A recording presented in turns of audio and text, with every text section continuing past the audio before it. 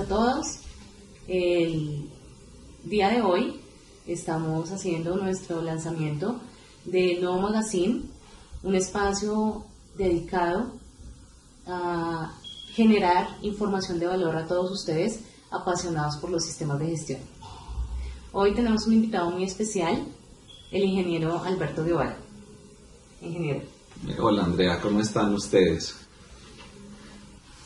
Hoy queremos tratar un tema importante para todos nuestros seguidores y es identificar todas aquellas dificultades que Alberto en su experiencia durante las asesorías, capacitaciones y consultorías ha podido identificar que son las dificultades más comunes al momento de iniciar con esta transición de la norma 9001 versión 2015. Entonces, Alberto, te escuchamos. Bueno, muy bien. Este es un tema que es bien importante que todos hagan un buen análisis de los requisitos de estas normas, de esta norma ISO 9001-2015.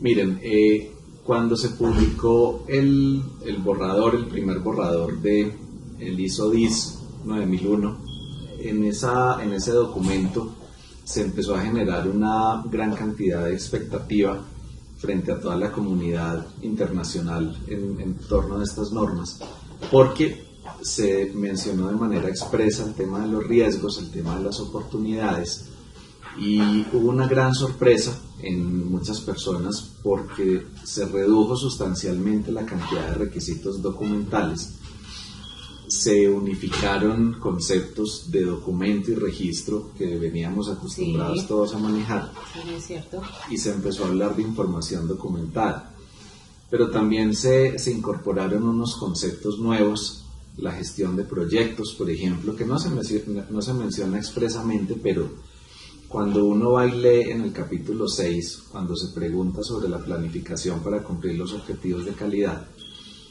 uno lo que puede observar en los requisitos es la formulación de un proyecto. Claro.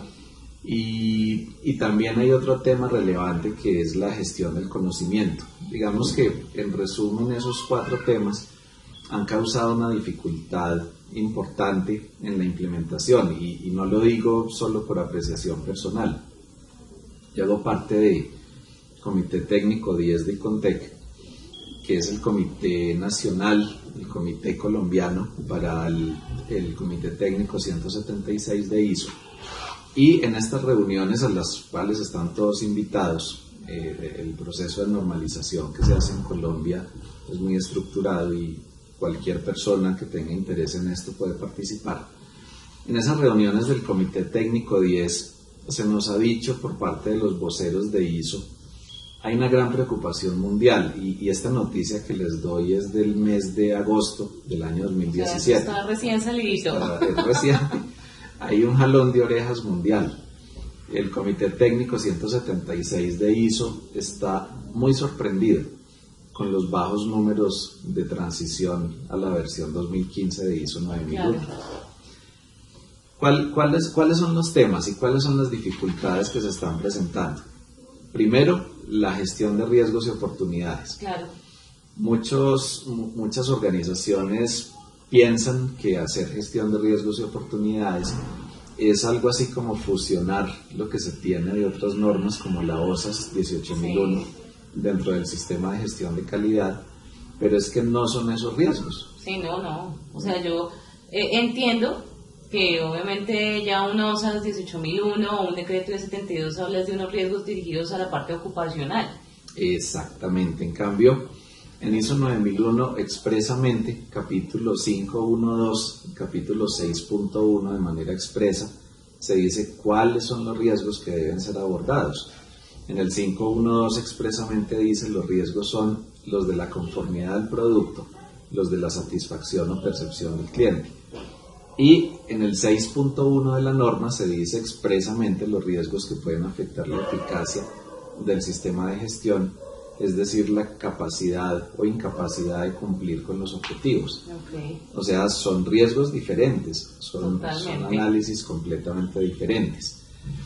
El segundo tema que ha causado confusión en muchas de las organizaciones es este de la información documentada. Nosotros hacíamos hace poco un análisis con un grupo de personas, un grupo de investigación en una de las universidades donde yo trabajo, y decíamos cuál es de fondo la razón de ser de la unificación del concepto de documento y registro. ¿Cuál es la razón de ser? En versiones anteriores de las normas siempre se ha dicho que el registro es un tipo de documento, es decir, que se engloban en uno solo. Sí. Y la definición, pues en muchos años ha causado confusiones. Mucha gente siempre dice que el documento es el formato y que el registro es el formato lleno o algo así, ¿no? Lo que dice la gente. Sí.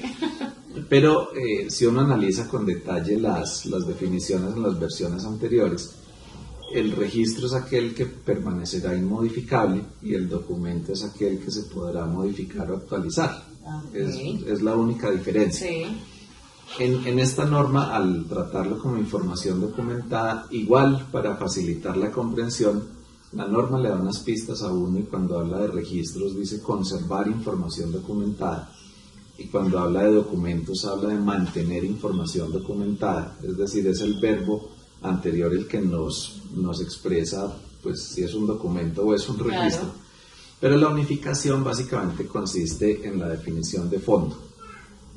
Los documentos y los registros, en general la información documentada, en un sistema de gestión tiene dos razones de ser.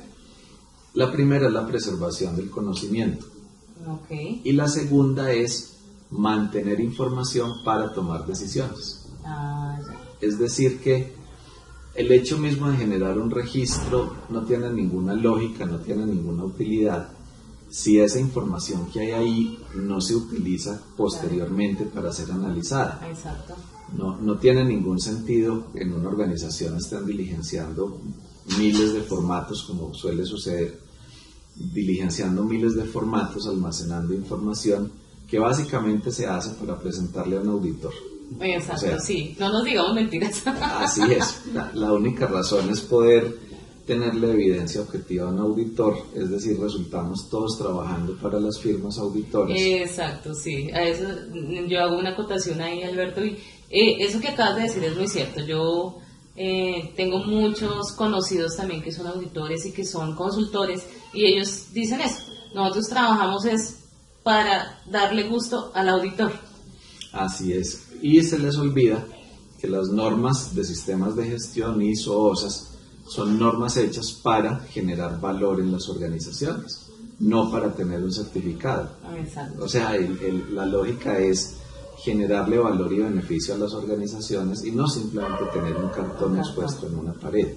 Totalmente de acuerdo. Por eso el tema de la información documentada está causando un poco de dificultad en muchas de las organizaciones, porque hasta que no comprendamos el concepto de que esto es para mantener el conocimiento y para procesar información para tomar decisiones, pues simplemente nos vamos a seguir llenando de papeles en las organizaciones que no van a tener ningún tipo de utilidad. El otro tema que les mencionaba ahora muy brevemente, el de los objetivos. En versiones anteriores de ISO 9001 se ha dicho que los objetivos deben ser medibles. Perfecto, ni siquiera se dice que deben ser medidos, sino medibles. En esta versión 2015 se dice, usted debe determinar cómo va a cumplir con los objetivos. Es decir, que ya no es solo que tengan una condición de ser medibles, sino que la organización determine la manera de darles cumplimiento. Okay. Y eso se puede dar de dos maneras, que también hay que analizarlo bajo el contexto de las otras normas, por ejemplo de la ISO 14001. Si ustedes miran, la ISO 9001-2008 es un enfoque basado en procesos. Sí. Pero si ustedes miran la ISO 14001-2004, incluso la OSAS 18001-2007, son normas basadas en programas, o proyectos. Sí. Porque la consideración de los comités técnicos es que, por ejemplo, en el tema ambiental, no es la mejor herramienta el asunto del proceso, porque cuando una organización se hace un diagnóstico ambiental y encuentra que hay una parte de su proceso que está generando un impacto ambiental significativo o unas partes de los procesos, las formas más comunes de intervención es a través de proyectos. Cambiar una máquina o cambiar un combustible o una materia prima, sí, o construir una planta de tratamiento. Bueno, habrán una cantidad de formas, pero normalmente no es a través del proceso. Era la consideración. Era la consideración. Exacto. Pero ahora, en la versión 2015, se incorporan los dos. En ISO 14001-2015 seguimos hablando de los programas de la gestión, sí, ambiental, pero se incorporan los procesos, porque actividades, por ejemplo, de educación ambiental, eso no debería ser un proyecto. Sí, eso son actividades continuas que seguramente irán modificando sus objetivos. En la ISO 9001, entonces, que siempre hemos hablado de procesos, bueno, desde el año 2000 siempre hemos hablado de procesos, se incorpora ahora la obligación en la planificación del sistema de gestión que definamos o determinemos cómo se van a cumplir los objetivos. O sea que nos invitan a hablar de proyectos. ¿Y por qué habla de proyectos? Si ustedes toman la norma ISO 21500, que es del año 2012, adoptada en Colombia como una guía, GTC ISO 21500, creo que en el año 2013, si no falla mi memoria, esa norma, en sus capítulos introductorios, dice: esta norma debe ser utilizada para gestionar proyectos dentro de las organizaciones. Y los proyectos que se mencionan en esos capítulos iniciales de la norma hacen referencia a proyectos orientados a cumplir con los objetivos. Okay. Es decir que es un tema que está claramente ligado, es un tema que está perfectamente articulado y coordinado. Nosotros en la aplicación de la ISO 9001-2015 deberíamos formular proyectos para cumplir con los objetivos.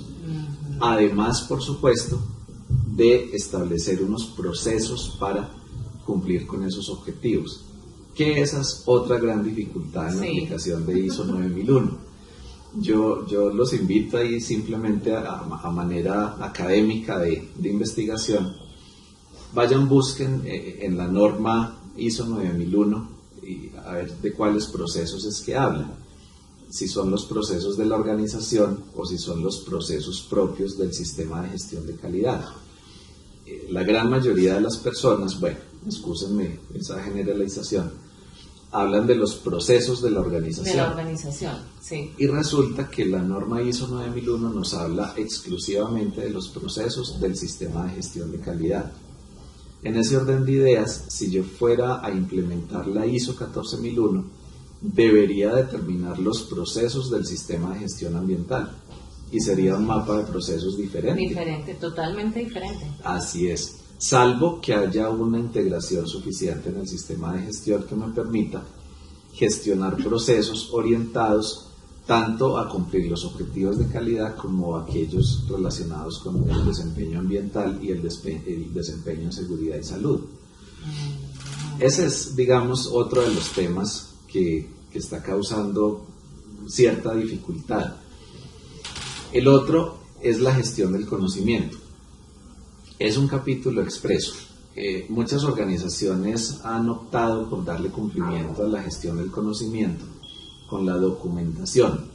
Bueno, eso podría ser válido. Si una organización determina que manteniendo información documentada, manteniendo documentos, información documentada, con eso preserva su conocimiento, pues perfecto. Lo que la norma dice expresamente ya en el capítulo 716 es que se deben determinar, identificar los conocimientos requeridos para lograr la conformidad del producto y el servicio y los conocimientos requeridos para la gestión de todos los procesos de la organización. Metodológicamente, ¿eso cómo se debería hacer? Sí, por favor. Yo debería mirar las caracterizaciones de mis procesos y frente a cada una de las actividades con un buen nivel de detalle debería determinar cuáles conocimientos deberían tener las personas que llevan a cabo esas actividades. Ok, ya. Igual con el tema de productos y servicios. Cuando yo determino las etapas de realización de mi producto o de mi servicio, yo debería determinar frente a cada una de esas etapas cuáles son los conocimientos requeridos y luego agruparlos por cargos y por personas y hacerle un clic con talento humano. Sí, claro. Posiblemente esa gestión humana, esa gestión del talento humano diga que muchos de esos conocimientos se pueden preservar a través de procedimientos documentados. Perfecto, pero hay otras formas. Hemos encontrado en varias organizaciones donde estamos haciendo esta transición de la mejor manera que hemos encontrado, que los procedimientos documentados resuelven un muy bajo porcentaje de las necesidades de conocimientos. Y en lugar de ello, se tienen que crear una serie de herramientas, grupos de trabajo, grupos de difusión de información, reuniones de expertos, transmisión del conocimiento y la información entre diversas generaciones dentro de las mismas organizaciones, asistencia a cursos, diseño específico de actividades de inducción o de reinducción que permitan que cada vez que una persona llega a un cargo nuevo o promovido de otro cargo en la organización, reciba ese conocimiento y la forma de ser aplicado. Eso puede funcionar mucho mejor en algunos casos que incluso tener procedimientos escritos. Porque el procedimiento escrito en sí es una guía que incluso es sujeto de auditoría. Muchas organizaciones obvian los procedimientos documentados porque la norma, más adelante en el capítulo de auditorías internas, les dice que deben usar varios criterios de auditoría, por ejemplo, los requisitos de la norma internacional, pero también todas las disposiciones planificadas del sistema de gestión, lo que significa que todo lo que está escrito en un manual, en un procedimiento, en un instructivo, debe ser sujeto de auditoría interna. Claro. Por lo tanto, si en la organización tienen una gran cantidad de documentos, ello se convierte en un obstáculo para poder hacer bien las auditorías porque se vuelven terriblemente extensas. Claro. El otro tema es la gestión del cambio, que poco logramos comprender exactamente de qué es que se trata esto. Ahí se incorporan procesos de innovación, por ejemplo. Nosotros ahora estamos hablando de procesos de innovación dentro de muchas organizaciones, porque unos pocos años atrás, expertos en temas de innovación, en unos grupos de trabajo que tuvimos hace un par de años, un poco más, recuerdo que nos decían que la innovación y la calidad eran ciencias contradictorias. Y yo les preguntaba, ¿y usted de dónde se sacó eso? ¿De dónde se sacó usted que somos enemigos o que somos contradictores? Y resulta que tradicionalmente por muchos años se nos dijo que la calidad, excúsenme la forma de expresarlo, que la calidad era un asunto para bobos.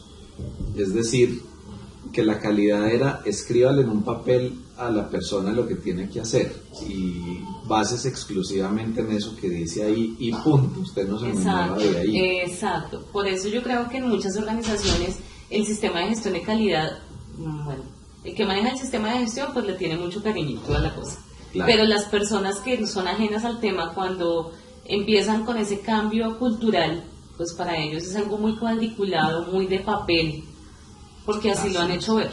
Así es.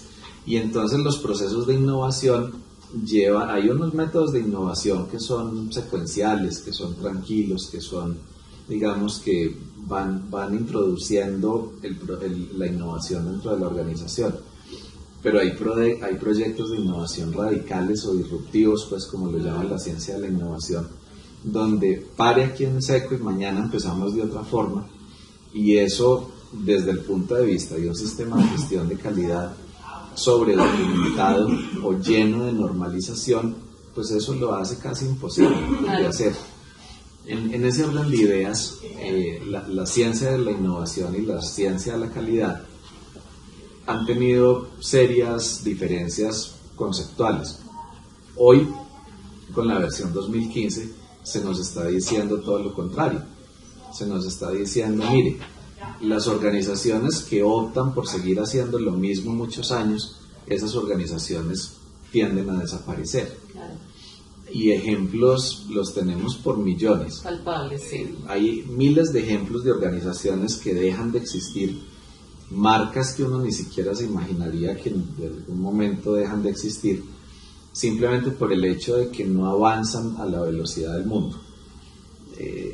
Hace 30 años, quienes tienen más de 30 años de edad, hace 30 años yo me graduaba del colegio y yo recuerdo en esa época hablar con mis amigos, había que ir caminando hasta la casa de ellos y uno se encontraba en la esquina de su casa con sus amigos y hablar de un teléfono celular, eso era como Bob sí, Rogers, no se lo imaginaba. En el siglo XXV, claro, eso era una cosa, es decir, muchos de nosotros crecimos en un mundo que ya no existe. Hoy ese mundo no existe, eso ya no está ahí, eso está en nuestra memoria.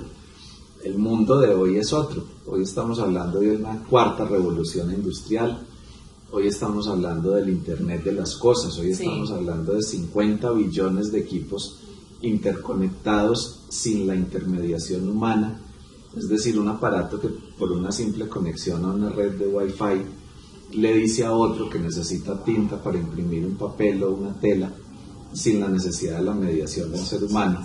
Y esa es la realidad actual. Sí, claro. O sea que a eso no hay nada que hacer. Así es.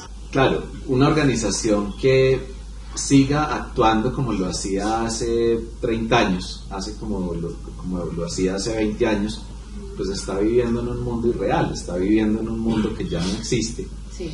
Y por ese motivo estos sistemas de gestión que se sobrenormalizan, que se sobreestandarizan, básicamente lo que consiguen es frenar los procesos de innovación. Por eso el tema de la gestión del cambio es súper importante en estas normas y debemos entenderla como una metodología estructurada, lo que venimos hablando de proyectos. Por eso la ISO 21500 debería ser una norma que todos los que trabajamos en estos temas deberíamos conocer muy bien. Nosotros, yo asesoro varias firmas de certificación. Una de ellas es una firma de certificación de personas que tiene un modelo un esquema de certificación de personas como gerentes de proyectos bajo la ISO 21500. Eso todos deberíamos tener ese tipo de competencias, todos deberíamos manejar esos asuntos. Las firmas certificadoras son protagónicas en esto. Ok, Alberto, pues muy interesante toda la información que nos has brindado el día de hoy. Creo que todos hemos aprendido cosas nuevas. Entonces, a implementar todos estos nuevos conocimientos. Me queda la última pregunta, Alberto, para cerrar nuestra entrevista. Con respecto a estos temas, los entes certificadores, ¿qué están haciendo? Bueno, esa es una buena pregunta. Mira, yo hasta hace un poco más de un año era parte directa de un organismo certificador. Nosotros creo que fuimos en ese entonces el primer organismo certificador en Colombia en recibir una evaluación de un ente acreditador internacional para la transición a la ISO 9001-2015. Yo recuerdo que el evaluador que vino en ese entonces, es un señor británico, nos empezó a evaluar nuestro sistema para certificar ISO 9001-2015. Incluso su mayor énfasis lo hizo en la gestión del riesgo. Él me decía, usted como organismo certificador, ¿qué le está enseñando a sus auditores frente a la evaluación de conformidad de la gestión del riesgo y las oportunidades?